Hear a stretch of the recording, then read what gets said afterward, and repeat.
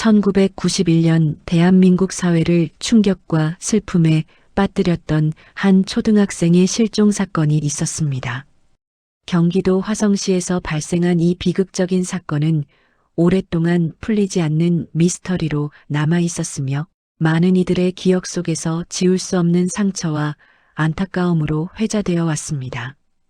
오늘 우리는 이 가슴 아픈 사건의 전말을 심층적으로 들여다보고 수십 년간 묻혀있던 진실이 어떻게 한 줄기 빛처럼 세상 밖으로 드러나게 되었는지 그 과정을 면밀히 추적해보고자 합니다. 이 사건은 단순한 실종을 넘어 대한민국 현대사에서 가장 어두웠던 미제 사건 중 하나인 이춘재 연쇄살인 사건과 궤를 같이 하며 더욱 큰 비극성을 띠게 됩니다. 1991년 화성 초등학생 실종 사건은 잔혹한 이춘재 연쇄살인 사건의 수많은 희생자 중 한 명으로 기록되는 참혹한 범행입니다. 이 사건은 1989년 7월 18일, 지금은 화성시로 승격된 당시 경기도 화성군 태안읍에서 발생했습니다. 피해자는 당시 초등학교 2학년에 재학 중이던 꽃다운 9세의 김모 양이었습니다. 김 양은 그날도 여느 때와 다름없이 오전 수업을 마치고 밝은 미소를 지으며 친구들과 작별한 뒤 따스한 집으로 향하던 중이었습니다. 하지만 김 양은 끝내 집으로 돌아오지 못했습니다. 평범했던 여름날의 오후, 한 어린아이의 빛나는 삶은 흔적도 없이 사라져버렸고 그 후 30년 가까운 기나긴 시간 동안 김 양의 가족들은 사랑하는 딸을 잃은 슬픔과 행방을 알 수 없는 고통 속에서 절규해야 했으며 대한민국 사회는 깊은 의문과 불안감 속에서 방황해야 했습니다. 한 가정의 행복은 산산조각 났고 지역사회는 공포에 휩싸였습니다. 김 양의 갑작스러운 실종은 당시 사회에 엄청난 충격을 주었습니다. 아직 어린아이가 예고 없이 사라졌다는 사실은 지역 주민들에게 이루 말할 수 없는 불안감과 공포를 안겨주었고 경찰 당국은 대규모 인력과 자원을 동원하여 광범위한 수색 작업을 벌였습니다. 수백 명의 경찰관과 자원봉사자들이 동원되어 화성군 태안읍 일대를 샅샅이 뒤졌습니다. 실종 전단지가 곳곳에 배포되었고 방송과 신문에서도 김 양의 소식을 간절히 기다리는 가족들의 이야기가 보도되었습니다. 하지만 초기 수색에도 불구하고 김 양의 흔적은 좀처럼 발견되지 않았습니다. 실종 당시 김 양의 행적에 대한 명확한 목격자나 결정적인 증거가 극히 부족했기 때문에 초동 수사는 심각한 난항을 겪을 수밖에 없었습니다. 시간은 흐르고 가족들의 애타는 마음과 수사팀의 노력에도 불구하고 수사는 미궁에 빠지는 듯했습니다. 이러한 상황은 당시 사회가 범죄 수사에 있어서 얼마나 많은 한계에 부딪혀 있었는지를 여실히 보여주는 대목입니다. 실종된 지 무려 6개월이라는 긴 시간이 흐른 1989년 12월 김 양을 찾기 위한 희망의 불씨는 점차 희미해져 가고 있었지만 가족과 수사팀은 포기하지 않았습니다. 그러던 중 김 양의 실종과 관련된 매우 중요한 단서가 마침내 발견되었습니다. 바로 김 양이 실종 당시에 입고 있던 치마와 그녀의 낡은 책가방이 발견된 것입니다. 이 유류품의 발견은 단순한 발견을 넘어 실종 사건 수사의 새로운 국면을 열었지만 동시에 또 다른 충격적이고 비극적인 사실과 섬뜩하게 연결되어 있었습니다. 이 유류품이 발견된 장소는 다름 아닌 화성 연쇄살인 9차 사건의 현장에서 불과 30여 미터 밖에 떨어지지 않은 지점이었습니다. 9차 사건은 1990년 11월 15일에 발생했으며 당시 14세의 또 다른 김모 양이 잔혹하게 살해된 사건입니다. 두 사건의 현장이 이토록 지리적으로 가깝다는 사실은 결코 단순한 우연으로 치부하기 어려운 매우 불길한 징조였습니다. 이는 당시 수사팀에게 두 사건이 모종의 연관성을 가질 수 있다는 강력한 의혹을 불러일으켰고 동일범의 소행일 가능성을 염두에 두게 만들었습니다. 하지만 당시의 과학수사 기법으로는 이 연관성을 명확히 밝혀낼 결정적인 증거를 확보하기에는 역부족이었습니다. 그리고 더욱 큰 비극은 김양의 시신은 현재까지도 끝내 발견되지 못했다는 사실입니다. 그녀의 유류품만이 발견된 채 김양의 행방은 영원한 미스터리로 그리고 가족들에게는 평생의 한으로 남는 듯 했습니다. 그녀의 시신이 발견되지 않음으로써 가족들은 장례조차 치르지 못하고 사랑하는 딸의 죽음을 온전히 받아들이기 어려운 깊은 고통 속에서 살아가야 했습니다. 시간은 흘러 2019년 대한민국 사회를 송두리째 뒤흔들었던 화성 연쇄살인 사건의 진범이 마침내 밝혀지는 충격적이고도 역사적인 순간이 찾아왔습니다.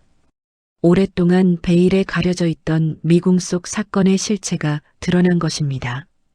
이춘재 연쇄살인 사건의 용의자로 특정되었던 이춘재는 수십 년간 자신의 범행을 철저히 부인해왔던 과거와는 달리 경찰의 끈질긴 추궁과 과학적인 증거 제시 끝에 마침내 자신의 잔혹한 범행들을 자백했습니다. 그의 자백은 단순히 화성 연쇄살인 사건의 희생자들에 국한되지 않았습니다. 그는 자신이 저지른 총 10사건의 살인사건을 포함하여 수많은 성폭행 사건들에 대해서도 상세히 자백하며 그동안 수많은 가정을 파괴하고 사회를 공포에 떨게 했던 미스터리한 실종 및 살인사건들의 진실을 하나둘씩 드러내기 시작했습니다. 그리고 이 1991년 화성 초등학생 실종 사건 역시 이춘재의 자백 목록에 매우 구체적으로 포함되어 있었습니다. 이춘재는 김양을 무참히 성폭행한 후 살해하고 그 시신을 은밀하게 유기했다고 자백했습니다. 그의 자백 내용은 매우 구체적이고 상세했으며 그는 자신이 저지른 범행의 과정을 기억나는 대로 그림으로 묘사하기까지 했습니다. 이러한 그림은 단순한 낙서가 아니라 범행 당시의 지형, 주변 환경, 시신 유기 장소 등에 대한 세부적인 정보들을 담고 있었으며 이는 그의 진술에 상당한 신빙성과 무게를 더해 주었습니다. 이춘재는 과거 포크레인 기사로 일했던 경력이 있었으며 1991년 전후로 화성과 청주 지역의 여러 공사 현장을 오갔던 것으로 알려져 있습니다. 그의 직업적 특성은 시신 유기 장소와 방식에 영향을 주었을 것으로 충분히 추정할 수 있습니다. 예를 들어 토목 공사 현장의 지형을 잘 알고 있었고 중장비를 다룰 줄 알았다는 점은 시신을 은밀하고 교묘하게 유기하는 데 이용되었을 가능성이 높습니다. 이러한 정보들은 당시 수사팀이 그의 행적과 직업적 배경을 제대로 파악하지 못했던 아쉬움을 더욱 크게 남기기도 했습니다.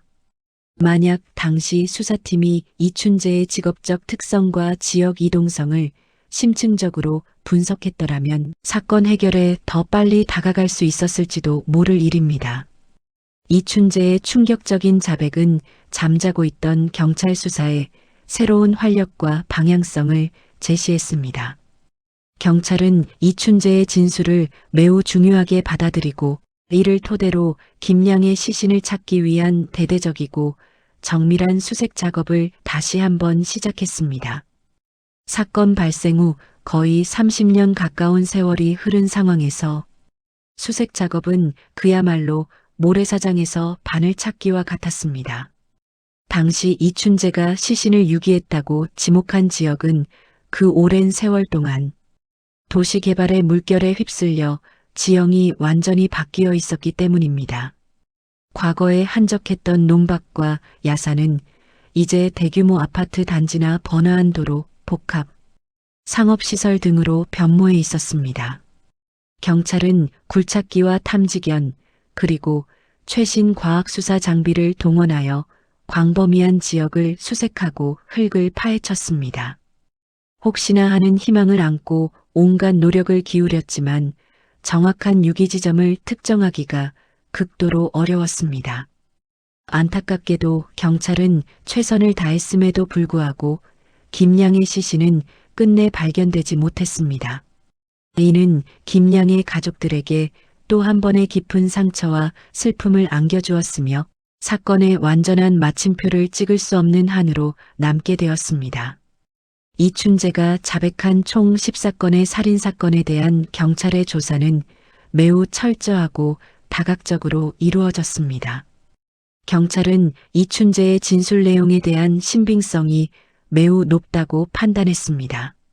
이는 단순히 이춘재의 자백에만 의존한 것이 아니라 그가 각 사건 현장의 세부적인 상황, 피해자들의 특징, 범행에 사용된 도구 등 일반인이나 언론 보도만으로는 알 수 없는 매우 구체적이고 정확한 정보들을 진술했기 때문입니다.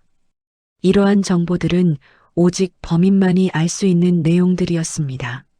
하지만 이 모든 과정 속에서 한 가지 뼈아픈 아쉬움이 남는 대목이 있습니다. 바로 사건 발생 당시 경찰이 이춘재를 용의선상에 올렸음에도 불구하고 그에 대한 직접적인 대면 조사를 제대로 진행하지 않았다는 점입니다.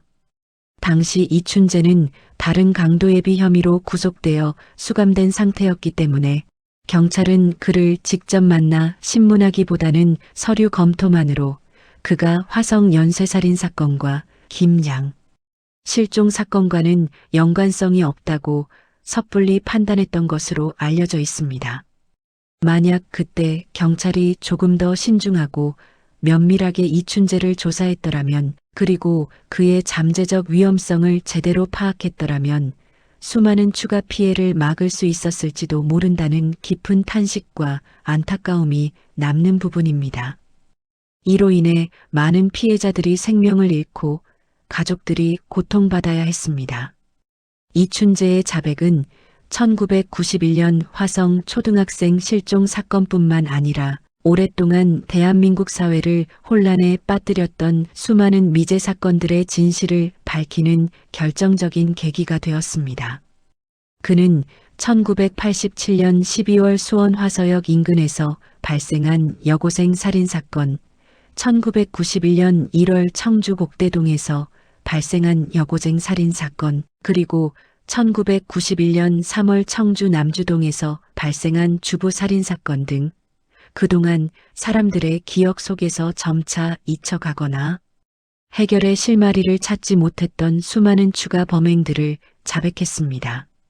이춘재의 자백으로 인해 이 모든 미스터리한 사건들의 진실이 비로소 오랜 어둠을 뚫고 수면 위로 명확히 드러나게 되었습니다.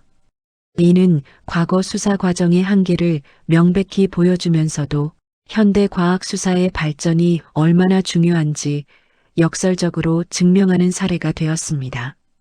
이러한 사건들 중에는 억울하게 용의자로 지목되어 삶이 송두리째 파괴되고 극심한 고통을 겪었던 무고한 사람들의 가슴 아픈 이야기도 존재합니다. 1991년 화성 초등학생 실종 사건 현장 주변에 살던 당시 19세의 박모군은 한때 이 사건의 용의자로 체포되어 2년이 넘는 시간 동안 억울한 옥살이를 하는 비극을 겪기도 했습니다. 그는 1심에서 무죄 판결을 받았지만 그의 젊은 시절과 삶은 돌이킬 수 없는 깊은 상처와 트라우마로 얼룩졌습니다. 이춘재의 구체적이고 상세한 자백은 박군의 무고함을 명확하게 증명하는 결정적인 계기가 되었으며 이는 사법 정의가 얼마나 중요한 가치이며 억울한 피해자가 더 이상 발생하지 않도록 우리 사회가 끊임없이 노력해야 한다는 준엄한 교훈을 다시 한번 일깨워 주었습니다. 박군과 같은 무고한 희생자들의 존재는 미제 사건 해결의 중요성을 더욱 강조하며 진범을 찾아내고 진실을 밝히는 것이 사회 전체의 책임임을 시사합니다. 1991년 화성 초등학생 실종 사건은 잔혹한 이춘재, 연쇄살인 사건의 어두운 그림자 아래 오랫동안 가려져 있었지만 이춘재의 충격적이고도 상세한 자백으로 인해 비로소 그 진실이 세상에 드러나게 되었습니다. 하지만 안타깝게도 김양의 시신은 끝내 발견되지 못하여 그녀의 가족들과 수많은 사람들에게 여전히 깊은 슬픔과 해결되지 않은 한으로 남아 있습니다. 이 사건은 우리에게 과거의 비극적인 역사를 되새기고 다시는 이러한 참혹한 범죄가 반복되지 않도록 사회 전반의 시스템과 안전망을 철저히 점검하며 오랫동안 미제로 남아있던 사건들을 해결하기 위한 끊임없는 노력과 현대 과학 수사의 발전을 게을리하지 않아야 한다는 중요한 교훈을 주고 있습니다. 김양의 영혼이 부디 평화롭고 따뜻한 곳에서 영원히 안식하기를 간절히 바라며 이 사건이 우리 사회에 던진 뼈아픈 교훈을 절대 잊지 않고 미래를 위한 거울로 삼아야 할 것입니다. 이 비극적인 사건의 진실이 밝혀지는 과정은 정의를 향한 인류의 끊임없는 열망과 포기하지 않는 탐구, 정신이 얼마나 중요한지를 보여주는 역사적 증거로 남을 것입니다. 또한 이 사건은 사법 시스템의 오류를 인정하고 바로잡으려는 사회의 노력, 그리고 범죄 피해자와 그 가족들의 고통에 깊이 공감하고 치유를 돕는 것의 중요성을 다시 한번 상기시켜 줍니다. 범죄 예방을 위한 교육과 사회 안전망 강화, 그리고 첨단 과학 기술을 활용한 수사, 역량 강화는 미래에 발생할 수 있는 유사범죄를 막는 데 필수적인 요소가 될 것입니다. 구독과 좋아요, 알람 설정 감사합니다.